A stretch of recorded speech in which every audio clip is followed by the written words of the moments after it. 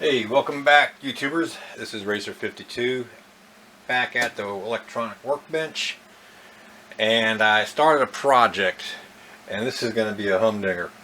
So let me bring you around the stage here and get a bigger view, because what we have here is a screen sitting on the workbench. So give you an idea of what we got going there. So this here is a Fender Princeton Chorus guitar amplifier that I found on Facebook for sale items in my area. And this is a photograph from the ad. These are pictures from the ad. It does not have the reverb tank in it.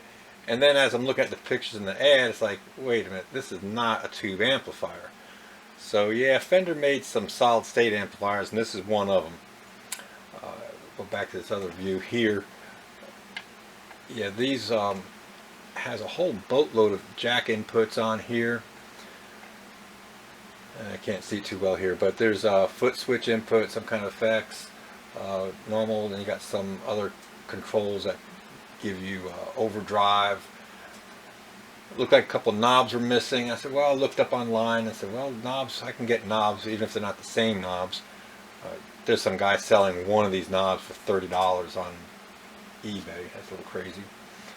But I figured, well, I can just put some kind of knobs on there and it would work. So I made an appointment and went to see the guy.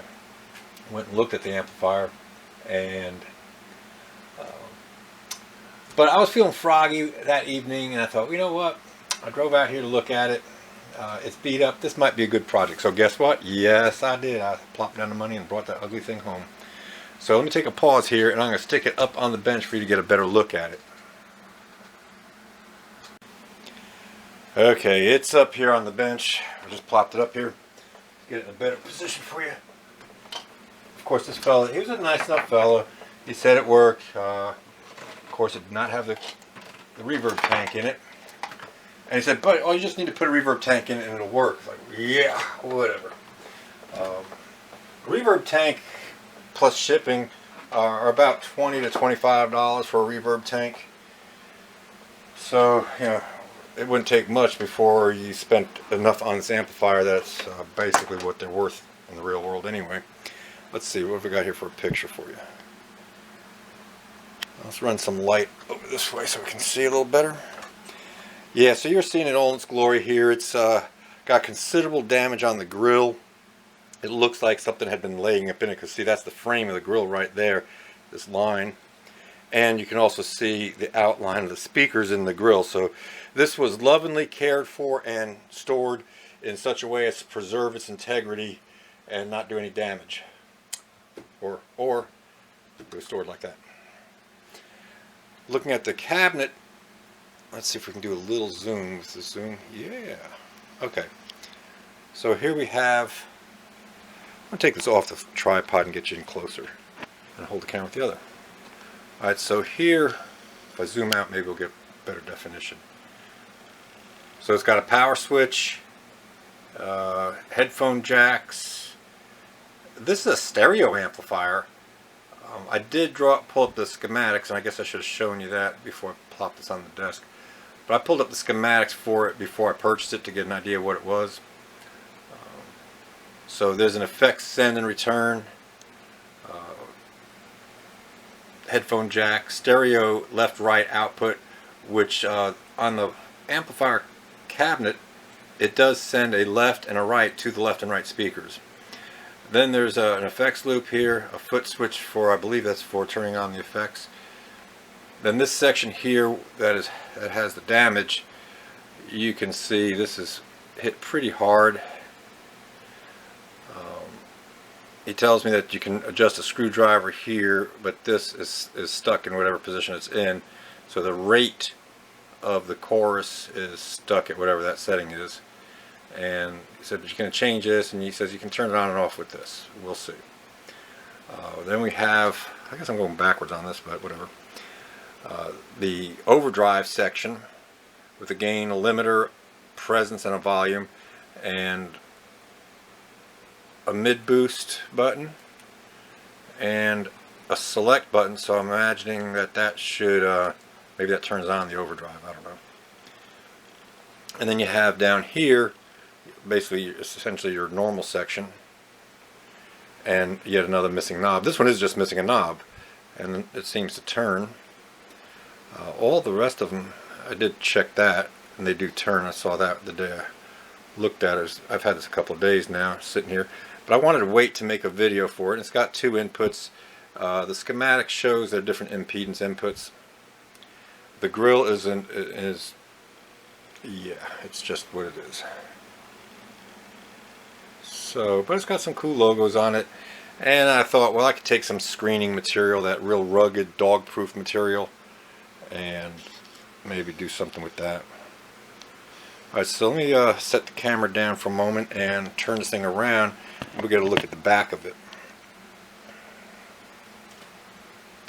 Oh, yeah. What is nice about this, and this guy said, oh, it's big and heavy, and I said, you haven't ever messed with this twin reverb then, have you? Because this thing weighs about 30 something pounds. I don't know, 35 pounds I think is what it said. And I'm not particularly strong guy, so I can lift it up. Maybe a turntable would be nicer for junk like this. Alright, so here's the back of it, and let's turn the light a little differently so we get down to the cabinetry. And, oh yeah, on the ad it said it was a 125 watt amplifier, and sure enough, right there, right where it says 120 volts 60 hertz, it's 125 watts. Yeah. For those of you that don't know, this indication back here is the power consumption out of the wall. So when you plug this into the wall, it needs 120 volts 60 hertz, which is your house voltage, and it's going to use up to 125 watts of power on the wall. That is not the power rating of the amplifier. The amplifier has 2 speakers. It runs in a stereo mode, and the speakers, each channel that drives the speakers supplies 25 watts to the speaker's maximum. So this is a 50 watt amplifier, and here we can see definitely we are missing the reverb tank. It's empty down here. The fellow said he had cleaned it up, and when I got it to the house it smelled like he had cleaned it with ammonia. And then another thing I noticed was the cabinet had been spray painted with black paint in areas to hide whatever damage was done to it from storage and whatever. Well, here's a little quality assurance sticker with some absolutely just garbaged out stuff. I cannot make it out. And there's the one big transformer. That is not an output power transformer. That is, because it's not a tube amplifier. That is taking your 120 volts input and converting it to whatever the inside of this thing needs. This is a solid state amplifier. So let me turn it around again. We'll pop the Grille off, take a look at the front, and see what kind of speaker situation we have here. Oh yeah, while I'm back here, here's the wires dangling down the back for the reverb, and the fellow just points to the wires that, see right here, you hook up your reverb, it'll work fine. Yeah, it begs the question, why was it taken out? Maybe it was salvaged to fix something else. I don't know. Okay, here we are back at the front of my little jewel, and as we can see with better lighting that there's definitely 2 different kinds of speakers in there. Don't know what that is, but it's got a sticker on it. That's definitely some quality stuff going on there. Hey, check this out down here. The cabinetry, the Tolex is missing down here. Let me see if I can get a better zoom for that. The Tolex is missing down here, and the woodwork is damaged. I'm going to take the camera off here. This is just too good. There's a screw jammed down in there. Look. Right there. There's a screw, like a drywall screw jammed in there. The cabinet's just missing stuff, and this was spray painted. All this area was spray painted. They did take the Grille off because this is spray paint, and you can see the corner piece is spray painted, and the spray paint ends right about here.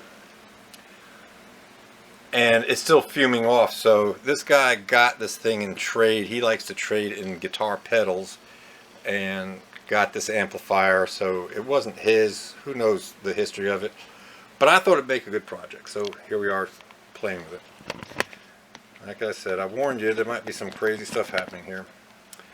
Alright, so let's see what this bad boy is. Let me zoom out a little bit. I am zoomed out. Okay. Let's see what the Grille has to offer for us. I can move this further back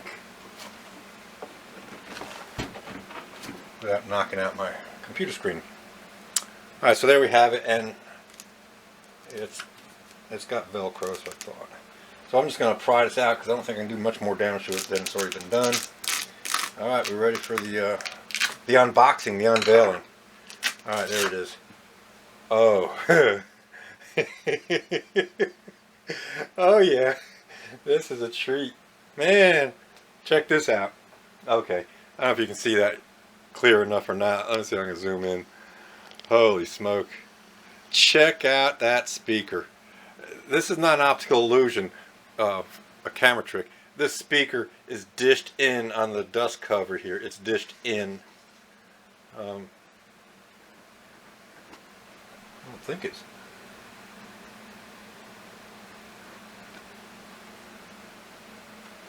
Let's just push it without... It's not rubbing on the coils.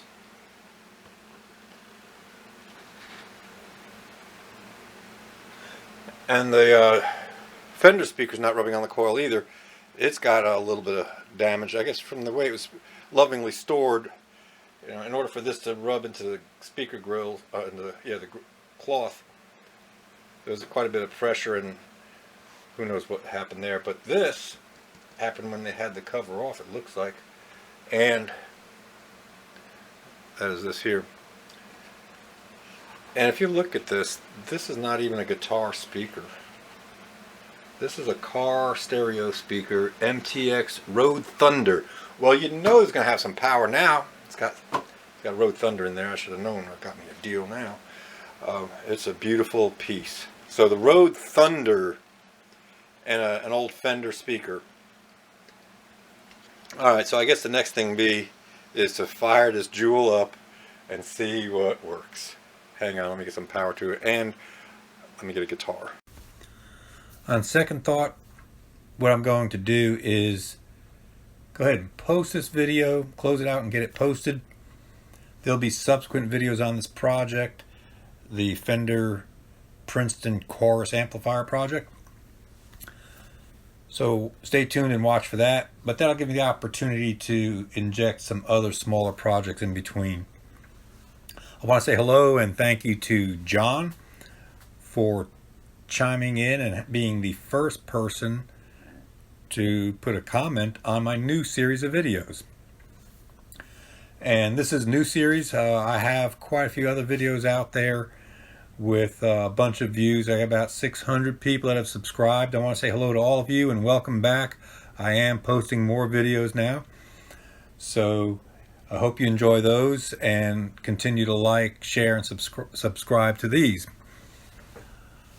I guess if you're subscribed, you're already subscribed. It's just to the channel, isn't it? Well, you know what I mean.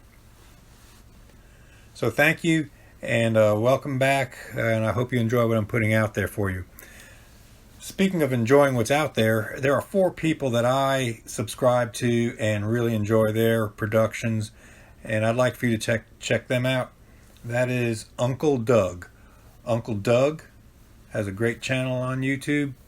There is Mr. Carlson's Lab. Mr. Carlson's Lab. Check him out. Very informative, knowledgeable guy. And then there is the Guitologist. And he puts a different spin on electronics and guitars and has a lot of commentary. I enjoy watching him. And then the other person I check out is D-Lab. The letter D, Lab. I think that's all it's called, D-Lab.